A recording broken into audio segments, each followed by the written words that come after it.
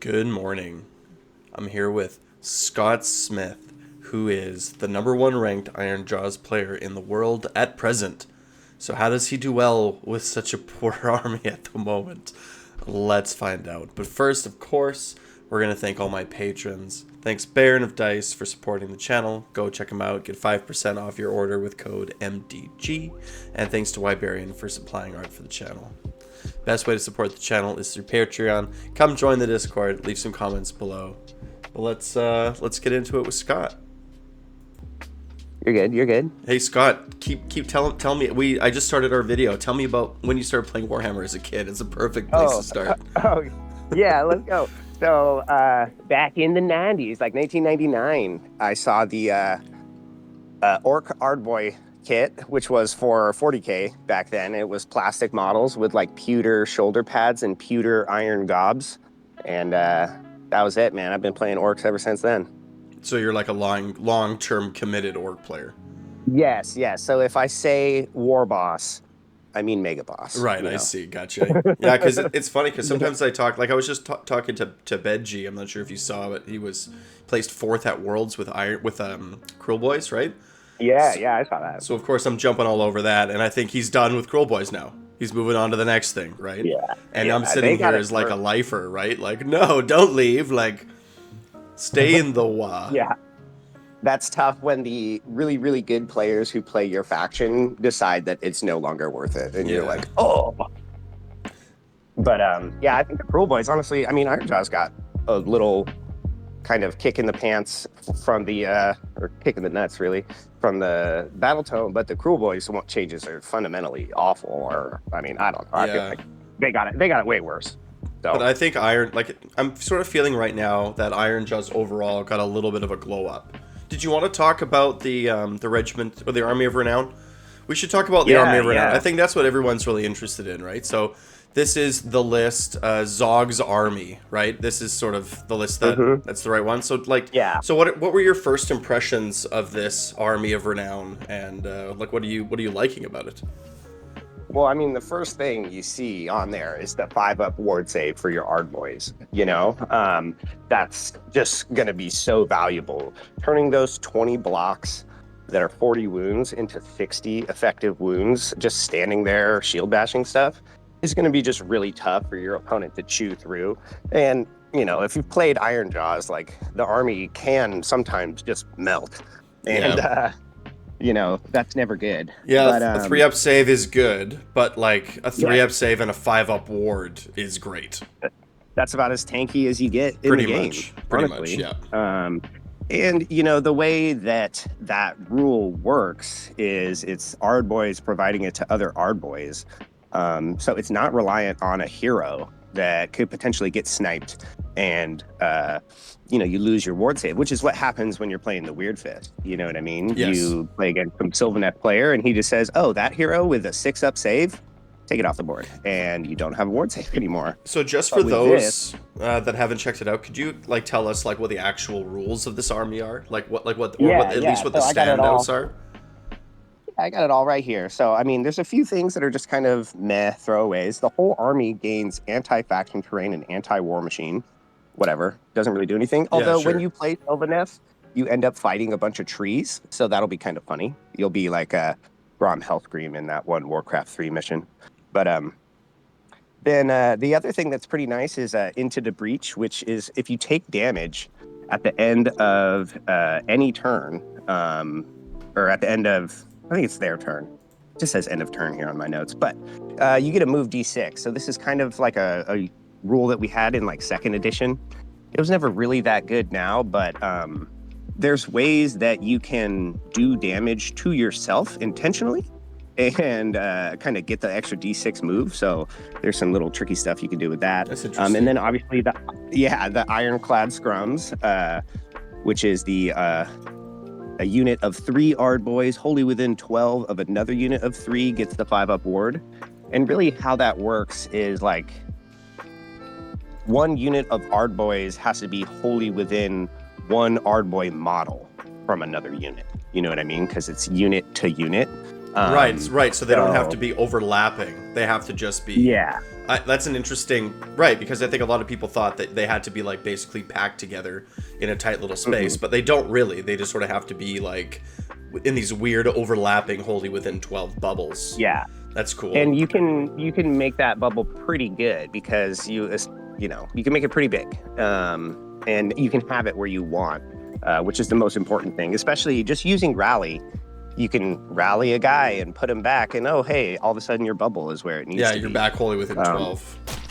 Yeah. So Zog has a like bodyguard rule in this army, which is really good because the units of Ardboys is 40 wounds. So you're not super worried about killing your own unit when you're making those ward saves. And, you want Zog playing in the front, smashing wards with the ward smashing Kappa. You know what I mean? The crit mortals is nice, but really that's just a bonus to the ward smashing because the ward smashing is so good. You put that keyword on somebody and they just can't get a ward for the rest of the game. So it's super, super good. And this allows him to just stay up there and actually fight. So that's the Shield of Scrap rule. And then, yeah, man, everything in this thing is good. It's crazy. It's honestly saving the book, in my opinion. But and that's the heroic trait, get back to it.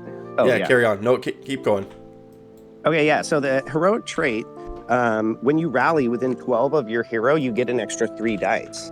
So you can stack that with the extra 3 dice that you already get on a Ardboy Big Boss. So when you are rallying your blocks, hi dog, sorry, my dog's here. When you are rallying your blocks of Ardboys, you're rolling 12 dice. So, that kind of makes them even better than Bloodletters. You know what I mean? You're going to be putting like 3 2-wound models back on average that have a 3-up, 5-up. So that's just like good recursion. I mean, granted, you have to get out of combat, which can sometimes be hard to do if your opponent is smart. They will just kind of continually trickle models into a wounded unit to keep it wounded. Because otherwise, if you let the orc player just rally those guys 2-3 turns in a row, that unit's going to be back to full strength. Yeah, it's going to be a lot. It's a lot of rallies. Yeah, and I mean, you get 3 bonus rally dice when you rally brutes too. So that's an extra brute. Yeah, exactly. Potentially. I mean, on average, you're getting back at least like 1 or 2 brutes when you're rolling 9 dice. Which, I mean, when you're rolling 6 dice trying to rally the 3 wound models, of course you never roll 3 4s. You know what I mean? Yeah. But and then the spell is also really good. The Green God's Hammer casts on a 7 unit wholly within 12, charges 3d6 until your next turn. So that's just super nice. You can kind of pass it on like Zogrok, move your Ardboys forward into Seize the Center with Field Sergeant without having to auto run now. And if they get charged, you can then like countercharge with Zogrok 3d6 and get in there and smash somebody's ward when they weren't expecting you, or you can countercharge with brutes or anything. So Zogrok, he doesn't pull in anybody when he fights, does he? No, he doesn't pull in anybody when he fights, but he's tanky like a war boss. And if you are countercharging him up to the Ardboys, he's going to have that 4-up ward save. So right, it's a pass off, right? Like onto the Ardboys 4-up ward. Yeah. So every successful save, the Ardboys take a wound that they can't. They can't ward off, and he starts with a 3-up save. Yeah. So it's a 3-up save, 4-up ward on how many wounds? 7. Right. So like something has to be like actually kind of scary. So he can sort of survive something. He can survive like 1 round. Yeah, and you really only need him to survive like with 1 health. With 1, well, exactly, You know what I mean? and put that 1 little point of damage or those 2 points of damage, like you were saying on. Can he? I mean, it's really about positioning too, because like, so say a unit of Varangard slams into your front line. You countercharge 3d6 with Zogrok so that you can position him so that when the opponent swings back, they're only going to be able to touch him with 1 Varangard. Yeah. That's probably not going to kill him. You know what I mean? And then, boom, their 5-up ward is gone, and then all of a sudden, they can't have a ward for the rest of the game. Zogrok has done his mission. He can die at that point. You know what I mean? You don't even care. And then, but if you do care, you can pull him back and retreat him on your turn. Mm-hmm. Yeah, and exactly. Then it's like, okay, there you go, right? Like, yeah, if you save that, I mean, it gets expensive, but command point wise, but yeah, you could totally power off with him and just get him back out of combat and rally him back up. You know, well, anyways, we'll get to talking about that. Okay, so then we still got more fucking hype in this thing, man. Oh, sorry for swearing. So much hype. Yeah, the Great Wallapa. So this is our artifact. This is going on a war boss every single time. So if this unit does damage to the target gains the crumped keyword until the start of your next turn. While a unit is crumped, it is -1 to save and cannot benefit from positive save modifiers. It's so much. It's like that, and then also removing wards, right? Yeah. It's like and you're turning. So, Sorry, I'm getting hype. It's like it's a rock gut killer, right? It's like you're on a 4-up save and there's no 5-up ward, like right? Like suddenly we're gonna eat you now. Yeah. Now, so typically I would say like Zogrok is usually fighting with the Ard boys in the middle because he wants that ward save, and usually the brute war boss or the mega boss, sorry, and the brutes are kind of off killing something else. So I haven't had too many, well, I've only played 2 games with it so far, but I didn't have any instances where I was able to like de-ward them with Zogrok and then hit them with the brutes. But I mean, I'm sure it's going to happen at some point. But yeah, you are stripping saves big time. And so with the new change to the war boss, which in the context of the regular book is like a straight nerf to the war boss. Yep. But in the context of this now, so you charge in with the war boss. Hey, you can give him 3d6 to make that reliable. And our 3d6 charge is unlimited, so you could actually do it twice and have 3d6 charging brutes and a 3d6 charging war boss. You charge them in, the war boss swings. Now when the war boss swings, he pulls the brutes in immediately after, just like all the other heroes, and they get +1 attack, no dice roll. So the brutes are swinging at 4 attacks a model if you're just running the big ones, or 7 if you're running the weird ones. Yeah, and they're crumped. And the enemy's already -2 to save. And then if they're infantry, you're at 2 rend. So a 3-up save is rolling a 6-up against all your damage. And you just will shred Chosen, shred Varangard, just remove those units. Yeah, it's still amazing to me that it's these armies of renown that are the best in the orc book. Because I think I was asking you this earlier, maybe it was somebody else, or maybe it was multiple people. What other armies in the game actually play their armies of renown as their main army? It's nobody. Yeah, well, it's probably going to be us now. Yeah, it's us. You know, it's like Big Waaagh and this too. guy. Yeah. Yeah, because I think Big Waaagh, in the context of Ironjawz, you know, I sent you, do you have that... Well, anyway, so that's that list, you know. One thing, you still have the list up, right? Oh, yeah. I still have the Zogrok list up, yeah. Yeah. So you'll see there's 2 small units of Rekkas in there.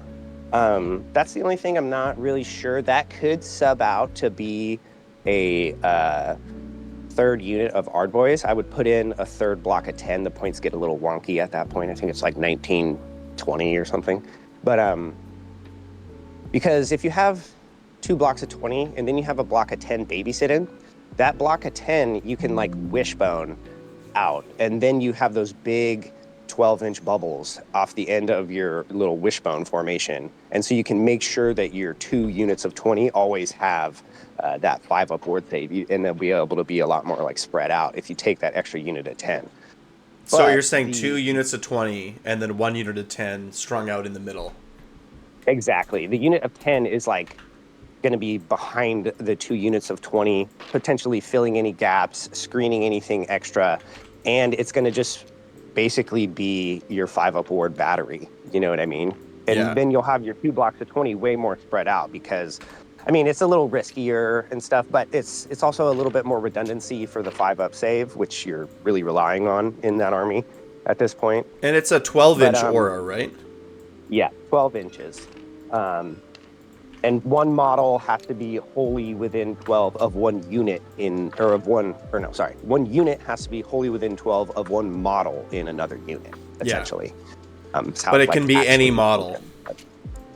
Yeah. Yeah, that's pretty cool. Like I got it up in TTS right now. I'm just sort of looking at it. But yeah, it's like, it's actually quite a generous bubble. Mm-hmm. Yeah, it's pretty cool. So, the battle tactics are always kind of hard when you're playing a slow army. And that's why I have those 2 units of Rekkas in there. It's one of the only ways I've really ever been able to pull off the destruction battle tactic, where you charge with 3 units wholly within your territory and finish wholly outside of your territory. That's a tough one. Yeah, but when you have those little teeny units, your opponent just kind of ignores them, and then all of a sudden you're like standing right there on the edge of your deployment, and you send those 2 units of Rekkas and a hero into something. All of a sudden you've actually done that battle tactic.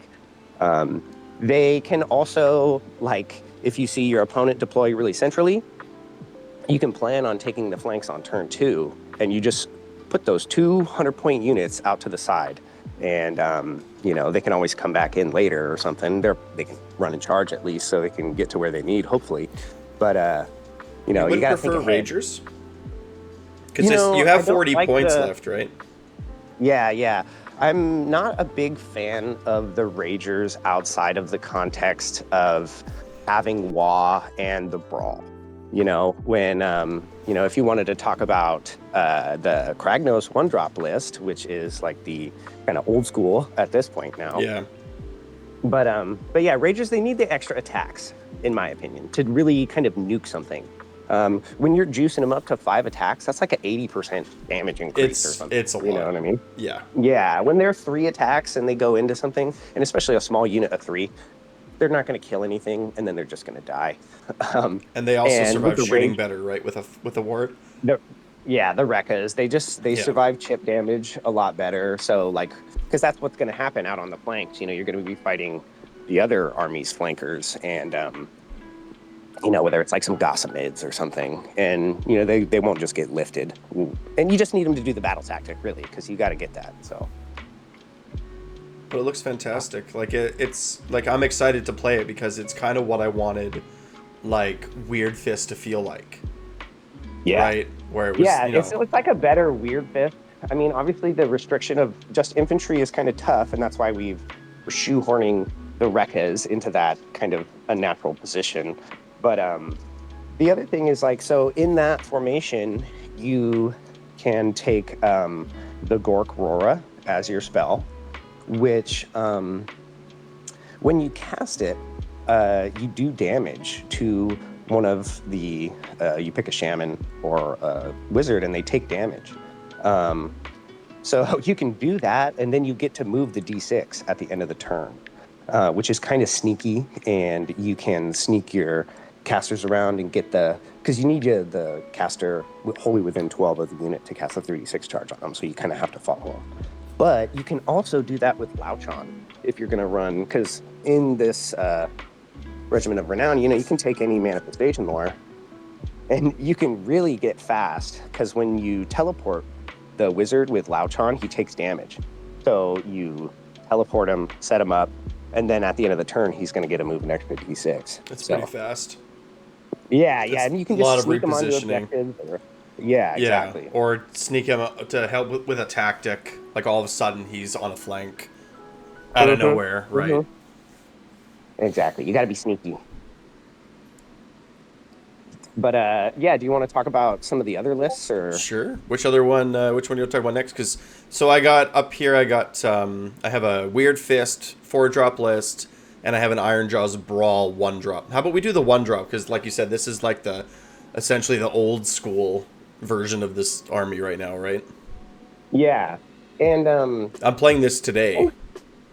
Nice. It's a lot of fun, So this army plays kind of in a everybody likes to call it smooth brain, but it's fun, and it is kind of formulaic. But I mean, really, when you start playing like good players, it does become a lot tougher to kind of execute what you want to do. So typically, when I'm playing this list, I'm using the big unit of pigs as a big screen for the rest of the boys, you know what I mean? Because you're going to be a 1-drop, you're going to make your opponent go first, you're going second every single time with this thing, and you're trying to get a double. If they are playing an aggressive army, like slaves or any army that's going to move into the middle of the board and do like C's or just you know, if you're playing on a mission where there's like central objectives and they move on to them, it's totally game on with this army. So you send the pigs up on turn 1, right? So if they move forward, you just Mighty Destroyers the pigs on their turn, you redeploy the pigs on their turn. All of a sudden you've moved 4 to 9 inches on their turn. Then on your turn, you're moving 3 inches with the Mighty Destroyers. You're moving the pigs forward 9, and you're just going to try and charge their entire army. And you just charge in, all out defense the pigs. Okay, where is the thing that I actually want to kill? Well, that's where I'm going to remove the dead pigs from. And then on my next turn, that's where the boys then charge in. Right, Kragnos moves up, whatever brutes move up, whatever it's going to be, Rangers maybe move up, try to charge in, to the gap that you've now created. Yeah, right. So as you pull, and when you pull 2 pig models, that's like a 7-inch gap. Do you even lay them like tip to tip? Like do you angle them sideways? Yeah, nose to tail. I do them nose to tail, and you know, a lot of the times, so like if you don't get the double, I mean, most of the times the pigs will still be alive.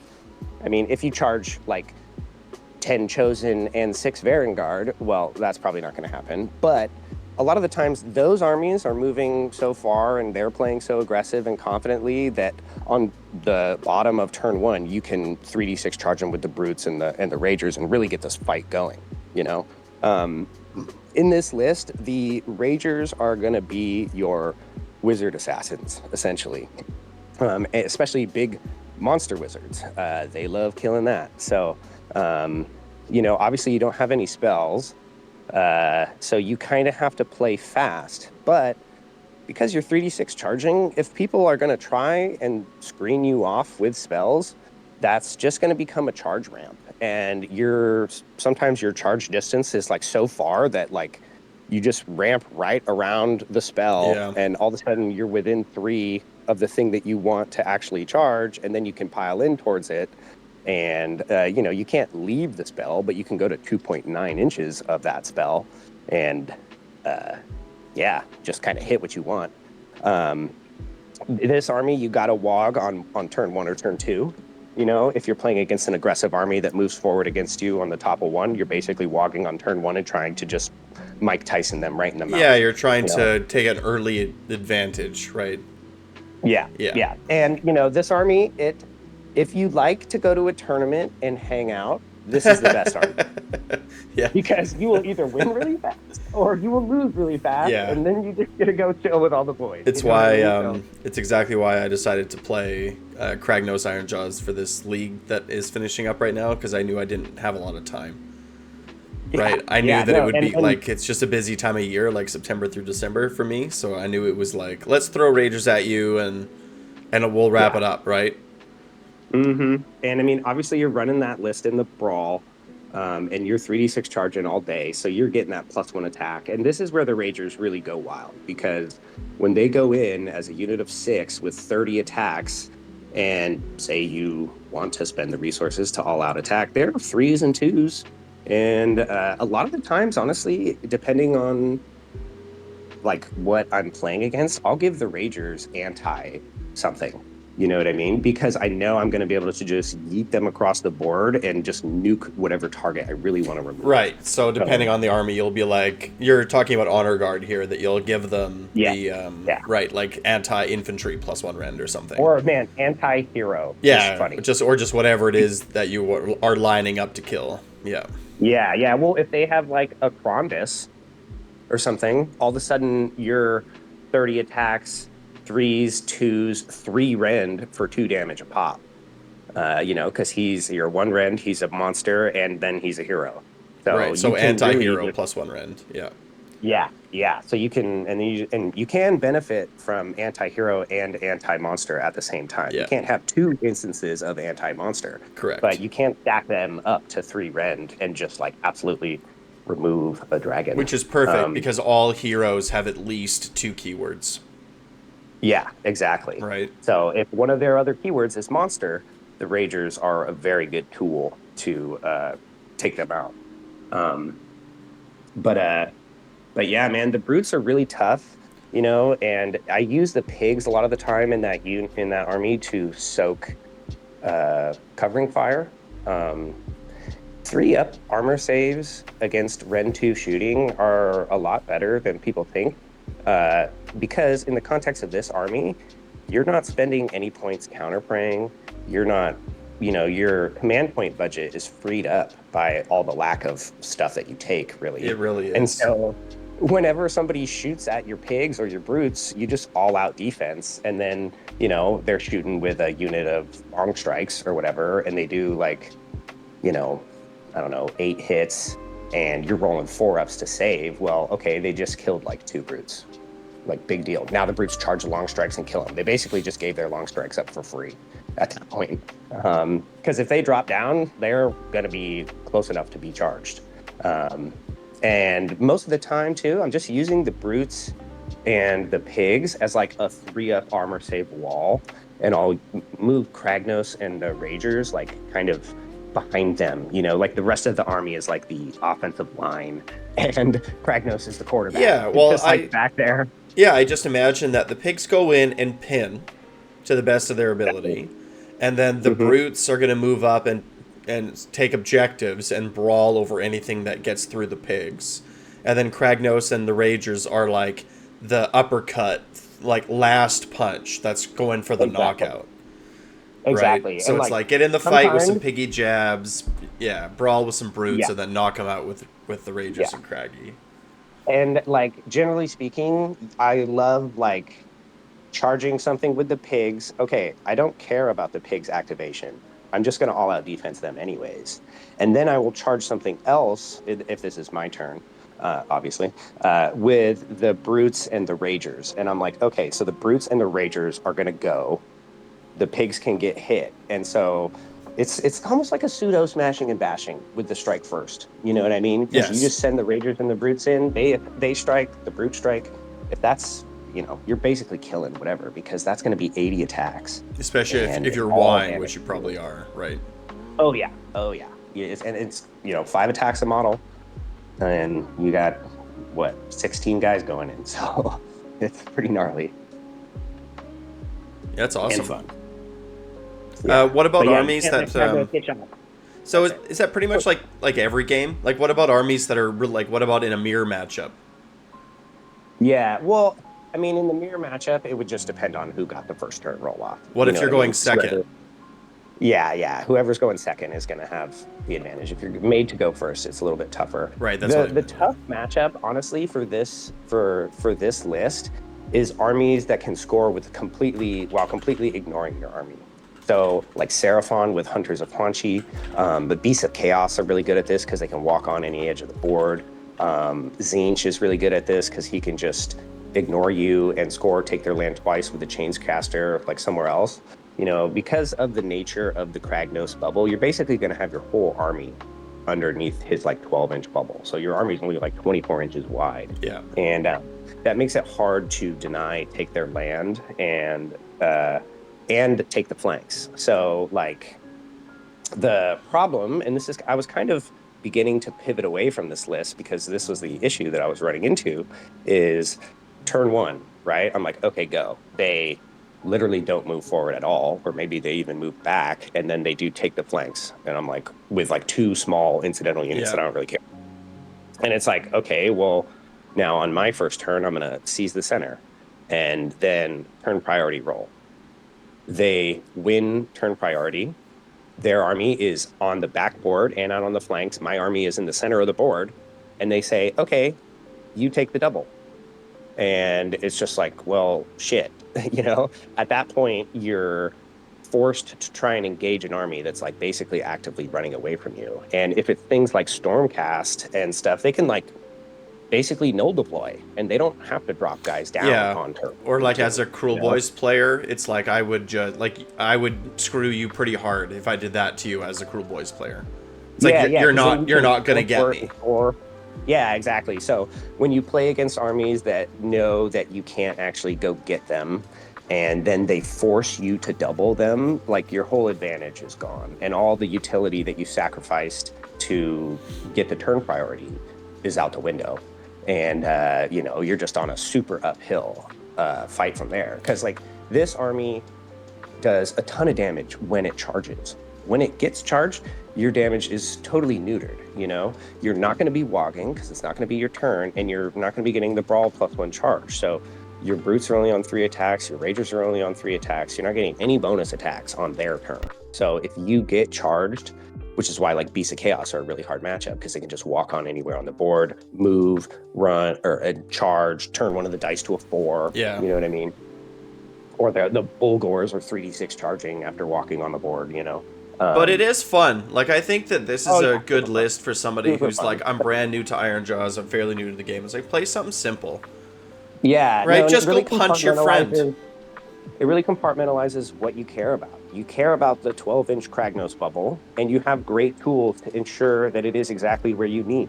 You can Mighty Destroyers a unit back towards Kragnos, get them in the bubble, and then like 3d6 charge rocket them back out. It's You know focused. what I mean? There's no magic, there's no prayers. It's like, get good at these ways of playing, right? Like, understand and master it, and then we can do something else in the future, right?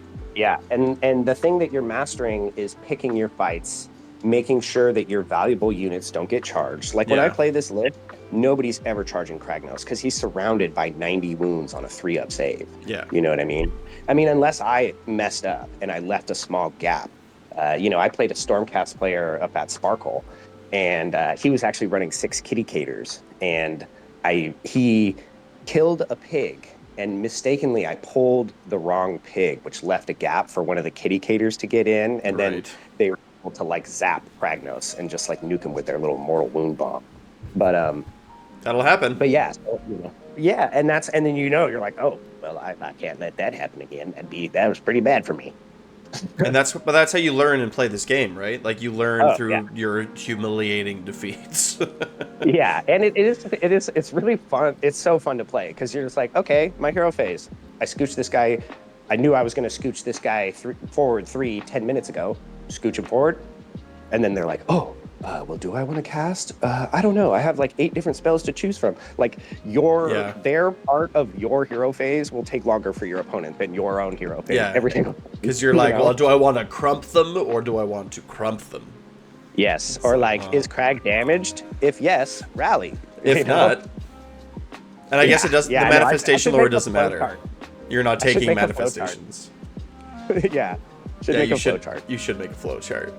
Yeah. But cool. Did you want to talk about the third list that you had? The Weirdfist list? Yeah, and then we can talk about Big Waaagh too if you like after that as well. Yeah, because I think that's worth talking about. So this is a 4-drop Weirdfist list, right? Mm-hmm. With a Zogrock Anvil Smash as the general again. Yeah. So this is where I was like getting to before all the update came and stuff. And I still think that this list has gas. It kind of got nerfed in that the war boss can't just like do his thing. Yeah, the Ardboy block with Ardboy block of 20 and Zogrock in the middle of the board is just a nightmare for your opponent to deal with. That unit singularly is still just really good. It's really tanky. The 6-up ward does matter.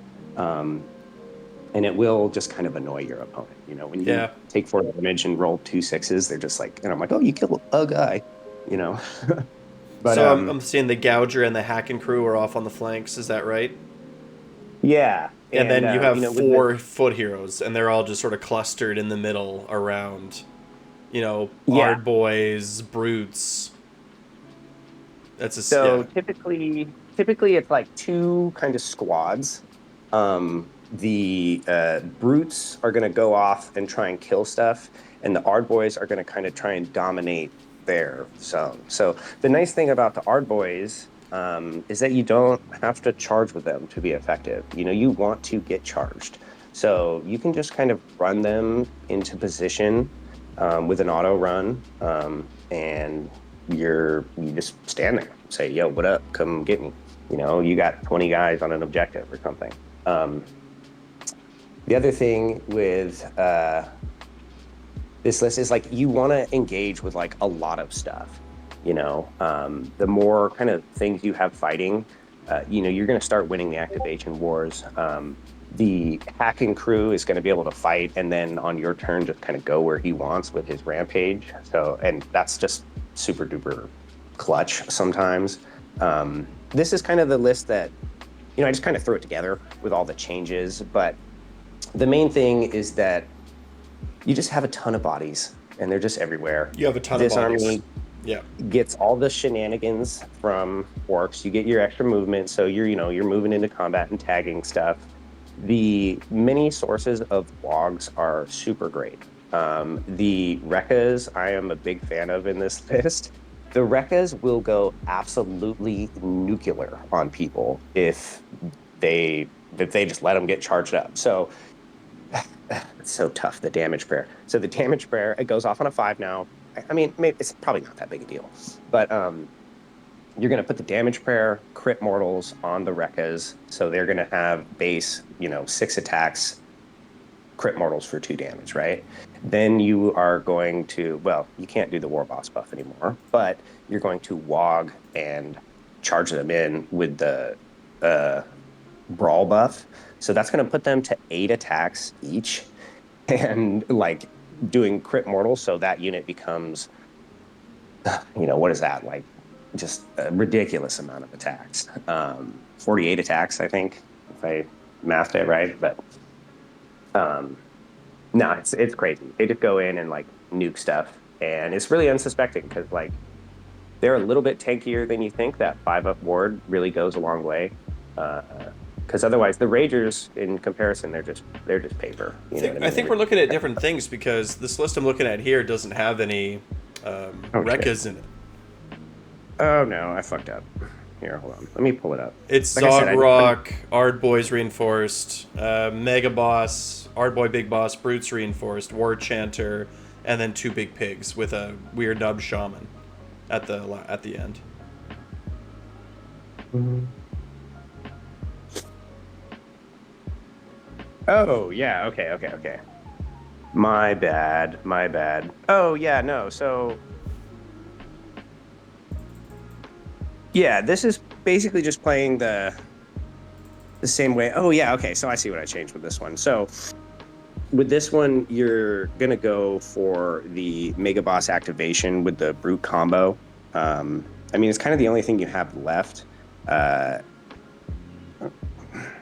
Anyways, let's not talk about this list. This list should have some Rekkas in it. This list, okay. Well, what gets cut for Rekkas here? One of the big pigs. I mean, really, you'd probably sub out the big unit of brutes. Okay. It's or the, how many points is that? Yeah, or you could sub out the Gouger for some Rekkas. The Rekkas can go nuclear in the way I just described. You can also do that with the brutes, where you just put all the buffs on them. So the brutes would go to 3 damage and 4 damage on their attacks, and then be doing crit mortals, which just absolutely nuke stuff. You can still get the brutes. So in this list, you can still get the brutes to +3 attacks. Yeah, that's a lot of attacks. Yeah, you just have to combo it with the war boss. Yeah, so I was talking about the previous list from before the update. So I was just going off memory there. I wasn't even looking at it. So you want to talk about Big Waaagh? Yeah, let's talk about Big Waaagh. I'm going to look at the list here. Okay, I've got it in front of me. So just to close the sort of chapter on Ironjawz right now, so would you say that at least in this early phase, that the Zogrock army is the one that you're most excited to play? Oh yeah, for sure. And, you get the extra durability that we've sorely needed. Just having a 5-up board. Yes. It's amazing. And having a 4-up board on Zog, even better. And then after that, I guess, would you say it's still... To cap on, let me just say one more thing. Okay, yeah. The thing with the base Ironjawz list, or the base Ironjawz army now, is we're not sure how to maximize it, because we have the tower now in the base army, or I'm not sure how to really use it properly, just because stuff just kind of got worse, the damage prayer going off on a 5 really hurts because it was really nice when you got it on an 8 and you could do it to 2 units and just send them in.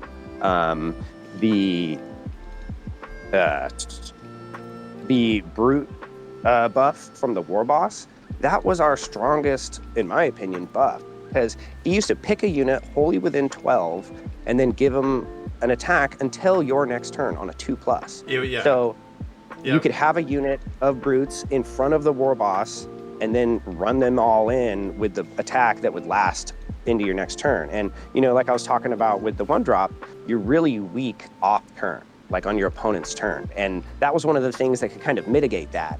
But unfortunately, that's gone. So and Zogrog did the same thing, right? Zogrog's buff lasts until the beginning of your next hero phase. Yeah. His buff still lasts. His buff still lasts, which is why he's basically in every list. Yeah, I mean, I always liked him. I had a hard time fitting mid lists before, but I think now, it'll be super easy. I think we'll see Zogrog everywhere. Yeah, I mean, and the way you construct lists now is like totally different with all the bonus heroes and stuff. Yeah, so, exactly. And he is one, right? If I remember correctly, he is a bonus guy. Yeah, so he can be taken alongside a war boss or a Markrusher now. Right, so it'll be, I think we'll see a lot of the Mega Boss and the Ardboy Boss and Zogrog, just in Ironjawz in general. But, like, what about Kragnos? Like, I still think Kragnos might be, like, in contention for the best way to play Ironjawz. If it's not this Zogrog Army of Renown, I think it'll be, number 2 will still be Kragnos. What do you think? Yeah, well, actually, here, let's talk about the 4th list here, because I think this is going to be the best way, which I guess is Kragnos too. The big wall list? So, yeah. So this is basically an Ironjawz list with Kragnos, a la the 1-drop, but it's in Big Waaagh, which is, in my opinion, just objectively kind of better at this point. Well, the only things that we're losing, what we're losing is Mighty Destroyers, which is a powerful rule. Right? Yeah. And we're also losing the Ironjawz Waaagh, which in this case would have been a 2, like 2 heroes. And so what are we getting? Like, what powerful things are we getting, in your opinion, from Big Waaagh that make up for power, sir. Unlimited power. So you, and a screen. And we're getting a screen, baby. A cheap screen. It's amazing. Cheap screen, sure. So this list has Kragnos, the little Hopgrot Slitta unit, a War Chanter, 10 Brutes, 10 Brutes, 10 Brutes. And basically, we are attempting to break the game by having extremely huge, tanky, damaging units that come back to life.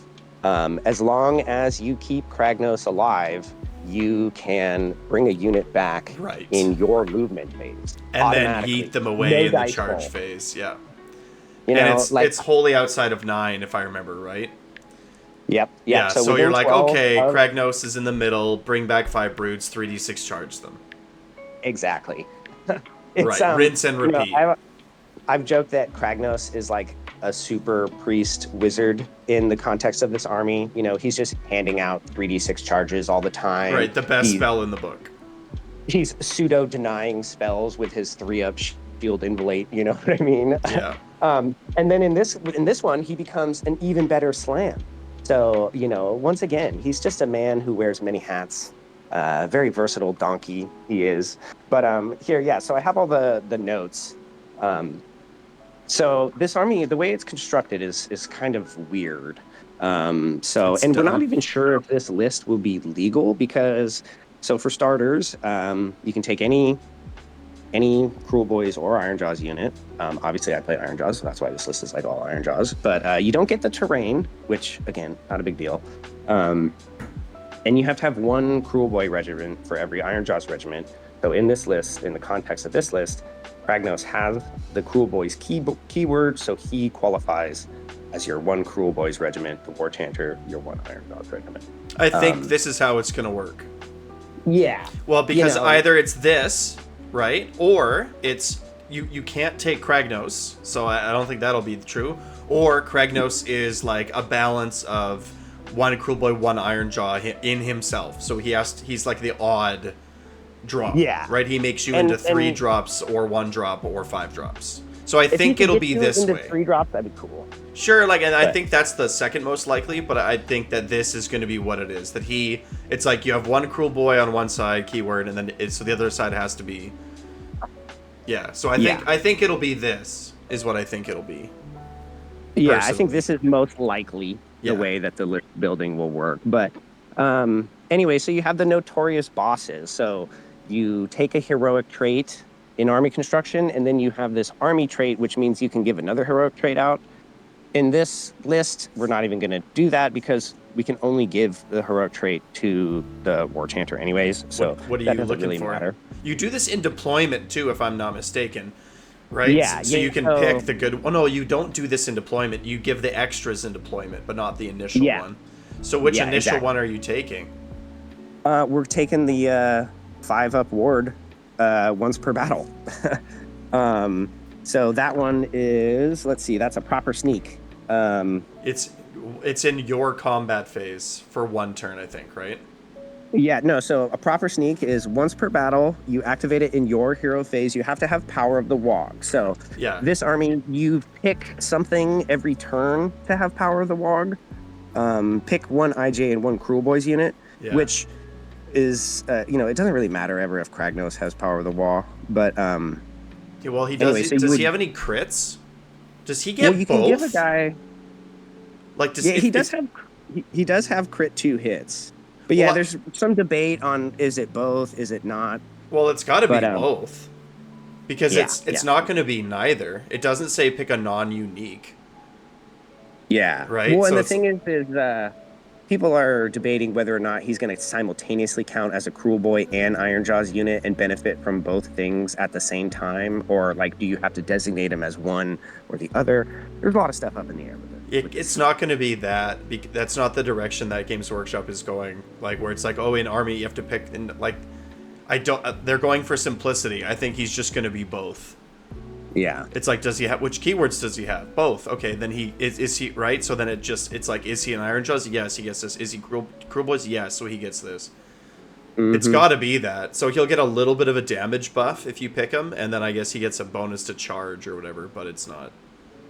Yeah. Like whatever. Yeah. Like +1 to charge. It's not. He has crit 2 hits on his shield, which crits on 5s would actually not be bad on that because it is only 3 attacks. So, you could end up hitting with like 4 kind of frequently. Yeah, a little bit better, but like very small little buff.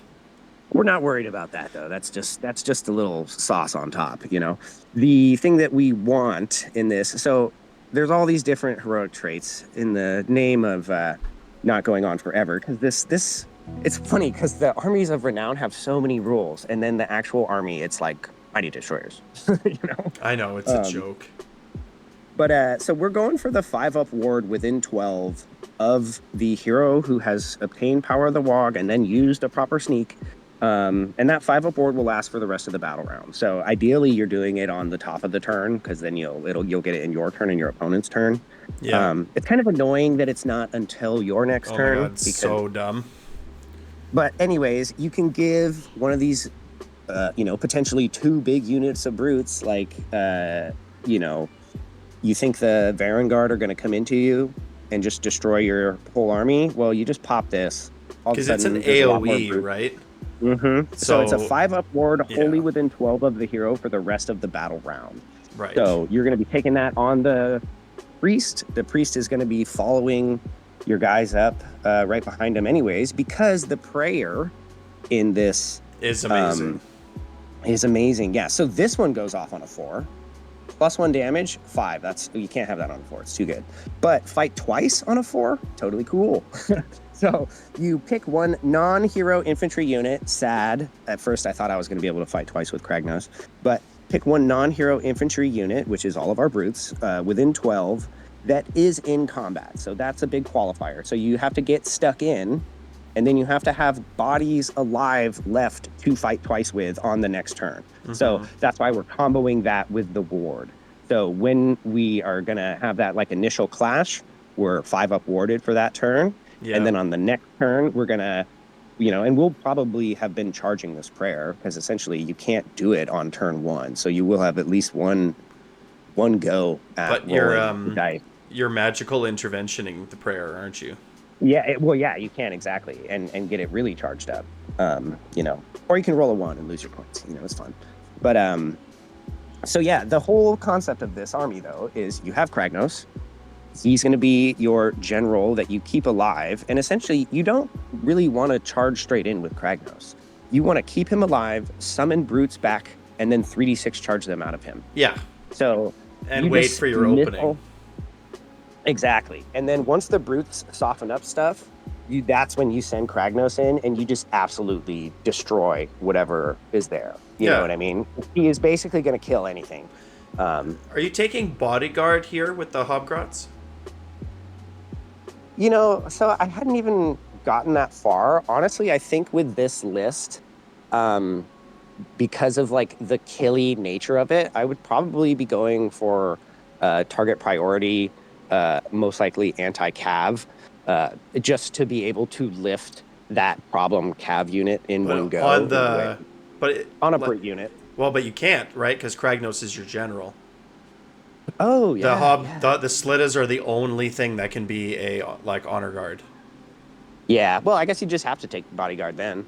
That seems fine to me. The Slittas have no other job than to screen out Kragnos, right? Yeah. Just to be bodies in the way, and then they just also have honor guard. Like, just because I don't see what else you take. Yeah, no, I think how I would play that is I would probably keep the Hobgrot Slittas behind Kragnos. Because one problem with the one-drop Kragnos list, and it'll be a problem with this list, is you're vulnerable to deep strikes because essentially you have to move forward. Exactly. And then the back of the board opens up, and if a unit of prosecutors drops down and just 3d6 YOLOs into Kragnos, like that's not going to be good. You're not going to be happy. So Slittas are in the way, and if they survive and Kragnos gets into combat, it'll just be a little bit of an extra thing. Because with 10 more points, they could be bold boys. Yeah, the bodyguard. You could. I was doing some lists where you could drop one unit of brutes and. You could take some more cruel boys, potentially the bolt boys.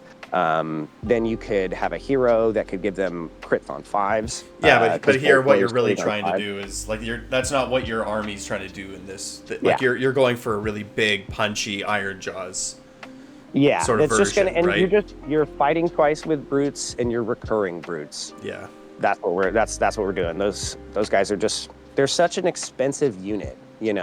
They're like, I mean, if you get 3 units of 5 brutes back over the course of a game, which is probably the most you would get, but that's like another 600 points for your army. Yeah. So all of a sudden, we're breaking the rules. And it's nutty.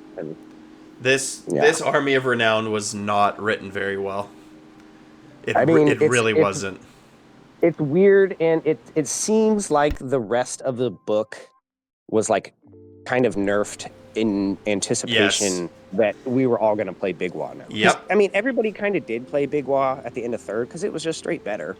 You know? That's why Sludge Raker got nerfed. Man. When you were all charged up, I was like, oh, my whole army hits and wounds on 2s. Like, let's go. Oh, I played Big Waaagh in 3rd, and I was very successful. Yeah. Like I did very well at like I was just running through people. It's when I was first started playing competitively. Like I entered the competitive scene, which although I live in a small town is really active and has lots of really good players in it. Like I just hit the ground running with Big Waaagh. It was like Blizzard and the Wargog mask ability, like those two things together. Yeah. It's like and then some bolt boys that were crit mortaling their way to victory. It's like you come crashing into my Ard boys, right? And then I'm gonna and I had a reinforced unit of brutes, right? It's like 3 times 5 Ard boys, some brutes, and some shooters. Like, it was scary, and I get it. But like the thing is like just make the rules. Yeah, like again, here we're talking about an army of Renown. It's like it's sloppily written. That's fine because it's an army of Renown, but it's like our best army right now. And that's just it's disappointing that our best army is a sloppily written army of Renown.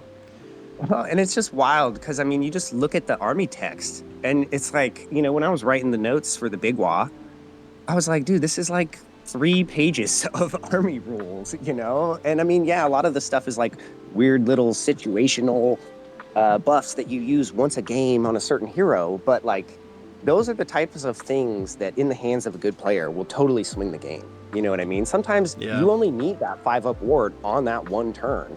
And who cares if you have it for the rest of the game? And if you time it right, like it's basically, that can be a game winner right there. So do you think that that Big Waaagh is the way to play Ironjawz right now? I mean, I think the Zogrock one is the way. Yeah, That and then is, after that is Big Waaagh. That is the way. Yeah, Big Waaagh, I think we're going to see crazy shit out of Big Waaagh. I think we're going to see Cool Boys players really kind of utilizing the Ironjawz parts. Because just with the recursion, it's I don't know. We've only scratched the surface on this. And I think it's going to get wild. I think that when the Codex actually comes out, the Battle Tome comes out, it will have some points changes as well. It's going to be interesting because, like, is the army too good in Big Waaagh, so stuff ends up going up, or is the army so bad in the base, Ironjawz Cool Boys that the points start going down? Like, what are they going to be looking at? Make it bad. Like, it's okay if it's bad. Like, Big Waaagh is bad because it's an army of renown. Exactly. That's it didn't fine. need to be the main thing. Nope. It can be bad. That's fine. Just make Cruel Boys good and Ironjawz good. And then Big Waaagh is just for fun. That's fine. Yeah. Like, give it no rules. No, but like actually just be like, you can take your guys in the same army, and that's all. That's it. There's no rules, right? I think that a lot of Orc players really skew towards one faction. And the fact that we're still like getting smushed into this book, it's cool. I guess if you play both, you save money. You just got to buy one book. Well, we're screwed now with the faction train and with the manifestations. They'll never split them now because like they want manifestations and faction train for everybody. So if they split it, who gets it? And the kit is like a one kit for both armies. Yes, for the so terrain. it's like they're never getting broken up ever. That's it. We're now one book forever. That's okay. We have Zogrock's Army of Renown. That's for my Ironjawz homies. I think that's going to be where, if you want to play pure Ironjawz and have rules where it doesn't feel like you're just ice skating uphill all game, I think that's going to be where the sauce is. Ice skating uphill all game. I like it. Oh yeah, man. You got to love it. You don't play this army, or you don't play Ironjawz because you think it's the best army. You play Ironjawz because you just really like it. Because you like it? Yeah. Yeah. Did I show you, or did you see my take on a Big Waaagh list right now? I was listening to that video, but no. Hit me with it. Let me show you. I'll just send it to you in Discord real quick. It's the one on the right. The one on the left is not legal. It's, so the Ironjawz side is a Mega Boss, as the general with an Ardboy boss, reinforced Ardboys, reinforced Brutes, and a Hackin' crew. Okay, and then on the other side, you can field general on that guy. Yeah, and then it's Swamp Kalla with 2 reinforced units of Bolt Boys and a unit of Monster Killers. Yeah. Right, obviously, right, you got like the Ardboys and the Brutes in the front.